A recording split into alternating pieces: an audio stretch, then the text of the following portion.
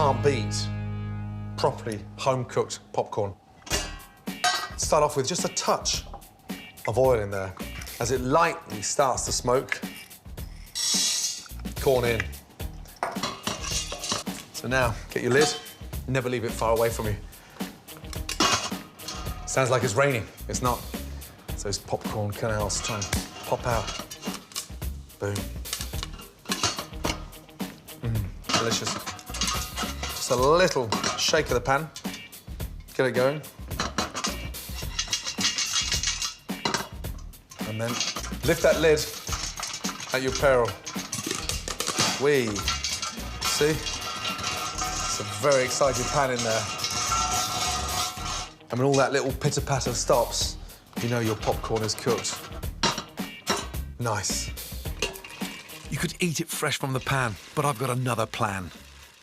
I'm gonna make a salted caramel popcorn. Start off with your sugar into the hot pan. Never stir a caramel, otherwise it crystallizes.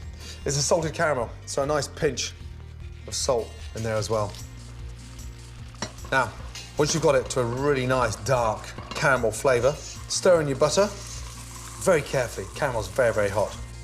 Half a teaspoon of bicarbonate of soda kickstarts the reaction that gives the caramel a honeycomb flavor. Mix that in. You'll see it reacting almost like a large crunchy in the bottom of your bowl. Now the gas is off, and that caramel is a nice, dark, rich flavor. Now pour in the popcorn to coat it with that incredible caramel. Give that a good mix. It's that easy, and it's gonna taste amazing. Lay that nice and flat. Once that cools down, it becomes nice and brittle. But you've got that nice salted caramel flavor, which just takes popcorn to a complete different level. Whilst the popcorn cools down, it's onto my prawn tostada. Wonderful prawns. Gonna marinate them first with a little bit of garlic. Nice and fine. And don't worry if you can't slice thinly, just get a little grater and grate the garlic nice and fine as well. Nice pinch of chili flakes over your prawn. Garlic in, salt, pepper, and olive oil. Give that a really nice little mix. Whilst the prawns marinade, I'm gonna knock up a salad. This is a really nice sort of light, fragrant salad. Radishes, topped and tailed, and then into quarters. Cherry tomatoes, halved. Spring onions, sliced and seasoned. And then, just to liven things up, a little bit of chili in there. And slice them on an angle. Now the avocado, cut in half. Give that a little twist. So you just go down, and down, and down, carefully with your knife. Turn it around, go down, and down, and down. And then you take your spoon, and you've got your diced avocado coming out already. Now, baby gem lettuce. Halve, then shred. Freshly squeezed lime juice and a little drizzle of olive oil. Tostada is a classic Mexican-style open tortilla, so that lime complements it beautifully. Lastly, roughly chopped coriander and give it a mix. That is the perfect base for a tostada. The salad's ready. Now for the prawns, and don't be afraid of getting the pan nice and hot. Teaspoon of olive oil in. Anything less than that sizzle, when you put that first prawn in there, don't put them in. Keep them nice and flat. Make sure you've got all that marinade in there as well. Watch them change colour rapidly. I'd rather cook them quicker in a hotter pan and slower in a colder pan. The difference in taste is night and day. The prawns will take just 2 minutes to cook through. Lime juice just over the top. Nice. Toss them over the lime. These are corn tortilla, quite robust, and it's the kind of base that doesn't disintegrate. Hot pan in, it's a dry pan, so that corn tortilla goes nice and crispy on the outside. And look, crispy shell. To build them, generous with the salad. That base will stay nice and crisp. Next, with your prawns, I like to keep the tails in to the center and lay the round part of the prawn on the outside. And there we have a delicious, yet very humble prawn tostada. Followed by my superb salty caramel popcorn. Beautiful.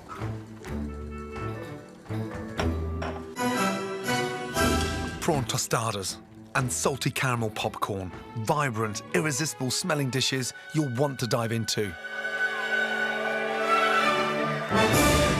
Big and bold. When I was living in France, I stayed there for 3 years. Once, twice a week, I treated myself to the most amazing, bold breakfast. And it started off with these beauties here. Merguez. Cheap, but incredibly tasty. Start off with a nice hot pan. Merguez in. It's a very spicy sausage. Doesn't need any help, doesn't need any chili. Just a touch of salt and pepper. You can smell the spice. They're starting to release all that wonderful oil, that flavour in there. Add a couple of cloves of finely sliced garlic. Spread the garlic across the pan. It instantly changes colour. It takes on this nice, dark, rich, golden colour.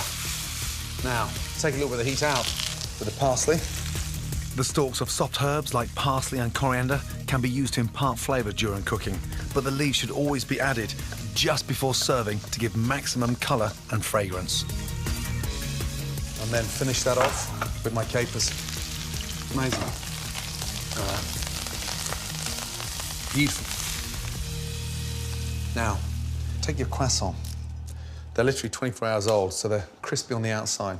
And just slice off the lid.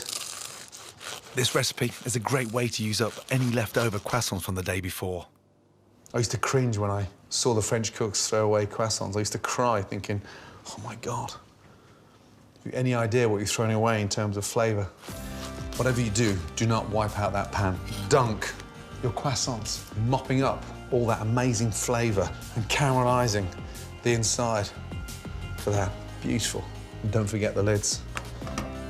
And then get your thumbs and go inside the croissant. All I want to do now is just create a little pocket and just manipulate the croissant. Now, this is where it gets exciting.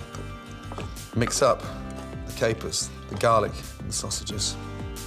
Look at the colour of that wonderful, delicious, flavoured oil. Now, some cheese, but not just any cheese. Fontina cheese is like the #1 cheese for grilling. And because it's a very rich cheese, you shave it thinner than you would a white truffle, but it gives a really nice saltiness and a light, smoky flavour. A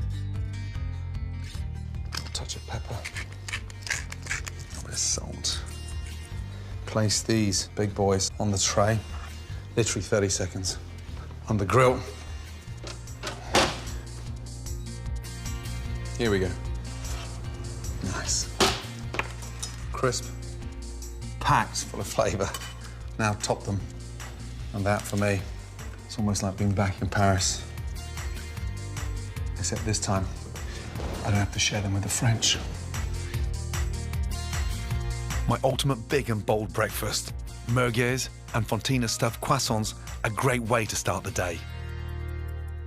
Jack! Hi. Mate, you gonna help with some pickling, please? Oh, definitely. Now, you love pickles, right? Love pickles. Favourite pickle, what is it? I like pickled onions. We're gonna do pickled celery. It's a nice little snack, and great for ploughmans, great for salads. First thing, I want you to pick the celery for me. So you see where the next one's gonna be, it's in there. Yeah. Okay, off you go, bud. But I'm hungry today. Is this all we're having for dinner? Jack, come on. I wouldn't do that to you, you know that. There's more coming.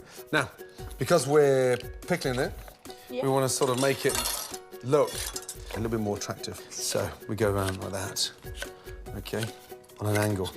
So when you pickle the food, does it preserve it? That's exactly what it does. But also it gives it a really nice, salty, soury flavour. Yeah. Okay, now, splash of water and in with the sugar. Nice. Okay? So you've got to bring that up to the bowl and sort of create almost like a little syrup. Yeah. Okay? Little teaspoon of peppercorns in. Mustard seeds in. Quite generous on the mustard seeds. That gives it a bit of sort of spice. Now those you must know.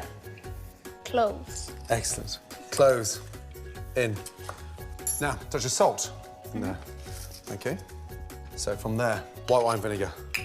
Now, in order for all that to actually pickle, you need to boil it. So by boiling it, okay, it brings all the ingredients together. Yeah. It infuses all the spices and helps cook the celery. Have a little taste. Nice. Nice. See, I put some hairs on your chest. Yes, it will. Quick look. Boom, it's working already. Now, see? Nice. White wine vinegar.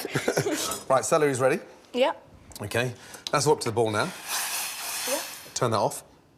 Now, from there, start placing the celery into that jar. So when you pickle other foods, can you use that same recipe? Exactly that. 100%. Once it's pickled, it doesn't really go off. Okay? Now, put them in there. So can we eat this straight away when it's in here? Do you know what?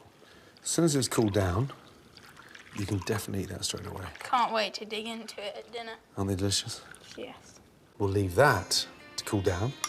Our pickles are ready and cooling. Now to marinate the chicken. When you fry chicken, traditionally, it's always going to be done with the dark meat, the brown meat. Yeah. So you've got that nice sort of drum here, and this bit, that thigh. Cooking it on the bone as well, keeps it even more moist. So, first things first, salt and pepper, please. From there, Famous buttermilk. buttermilk in. It's brilliant for marinating the chicken. If you can put this buttermilk over your chicken the night before, the more it tenderises the chicken and starts to sort of really relax the chicken and puts a really nice sort of creamy, soury flavour in there. Yes. So, mate, stick that in the fridge for us, please. And we'll start the dulce de leche biscuits. Nice. The Argentinians call these shortbreads alfajore, and they're the favourite sweet treat on the streets of Buenos Aires. They're light, crumbly shortbread biscuits sandwiched with gloriously golden caramelly dulce de leche sauce. For the shortbread, beat together softened butter, granulated sugar, and beat until light and fluffy.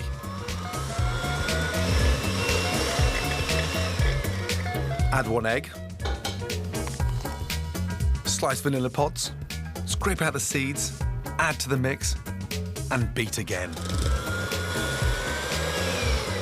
Sift plain flour, corn flour, and baking powder. Then fold the mixture together.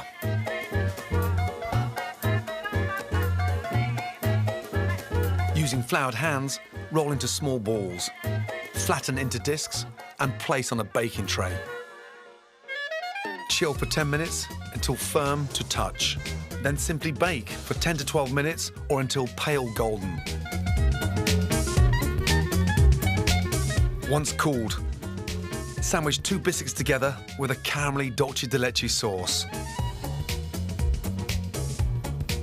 Finish with a dusting of icing sugar. Delicious. My dessert and pickles are ready. The buttermilk should have worked its magic on the chicken. All that's left is to fry it. Now, we're gonna roll the chicken out of the buttermilk into the flour. So that's why it gets nice and crispy and blistery on the outside. Okay? Cool. So, what we've got to make sure, because the flour is the last coat, Yeah. this is nicely seasoned. Yeah, definitely. Okay? So salt and pepper in there. Nice.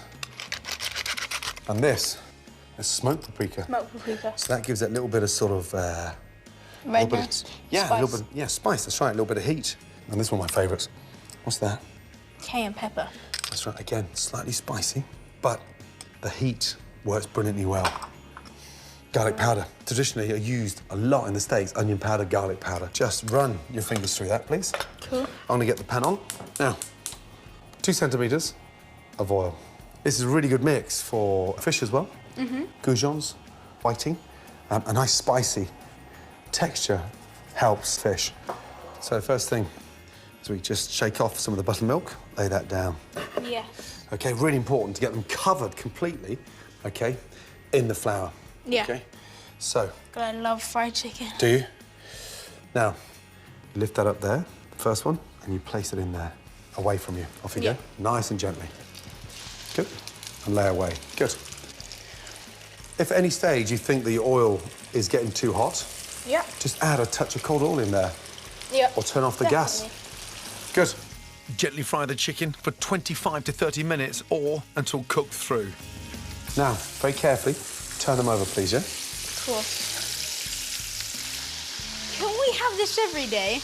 Jack, fried chicken every day? No, definitely not. It's a treat and it's shallow fried, so once every 3 weeks? Yeah, sounds great to me. Yeah?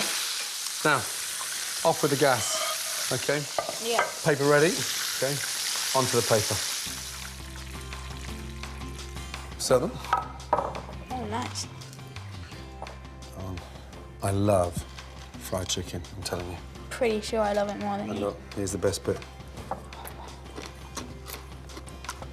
Delicious. Now, fried chicken, pickles. If you pick up dolce de leche cakes, we are ready, bud. Very nice. Let's go, bud. Delicious. Look, come on, Mummy. Wow. Tilly, feed me, Mum.